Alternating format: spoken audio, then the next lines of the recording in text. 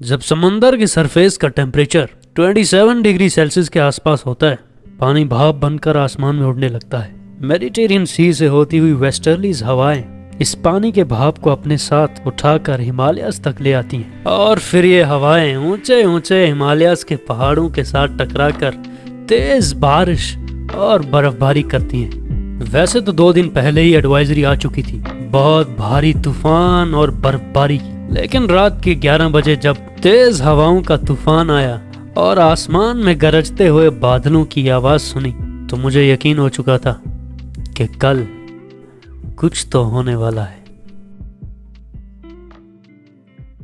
जब सुबह जागा और बाहर देखा तो एज एक्सपेक्टेड मेरे आसपास के सारे पहाड़ बादलों में छुपे हुए थे।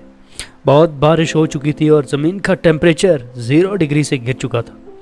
अब बूंदें बर्फ में तब्दील हो चुकी थी और धीरे धीरे बर्फ गिरना शुरू हो चुकी थी।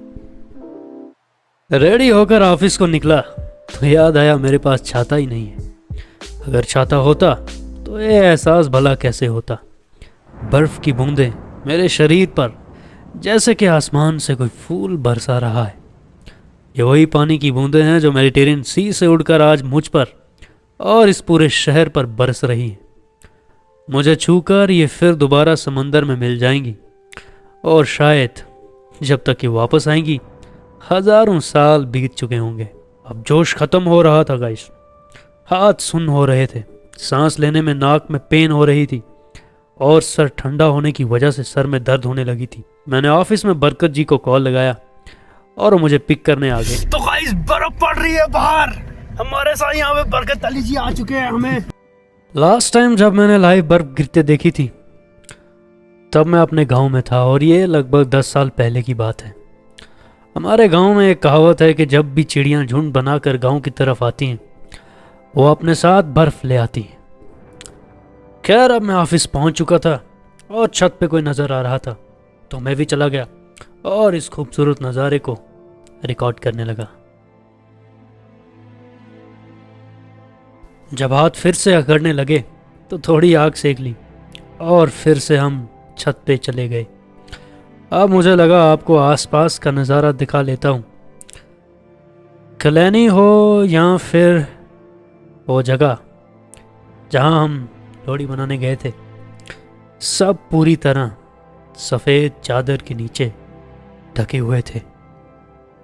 अब जैसे जैसे शाम हो रही थी बर्फ़ भी जमा होने लगी थी, लेकिन वो कहते हैं ना कि दिन की पड़ी हुई बर्फ़ ज़्यादा देर तक टिकती नहीं, पड़ते ही गायब होती जा रही थी। शाम को जब मैं दीदी के घर से वापस आ रहा था तो नज़ारा बिल्कुल अलग और खूबसूरत था।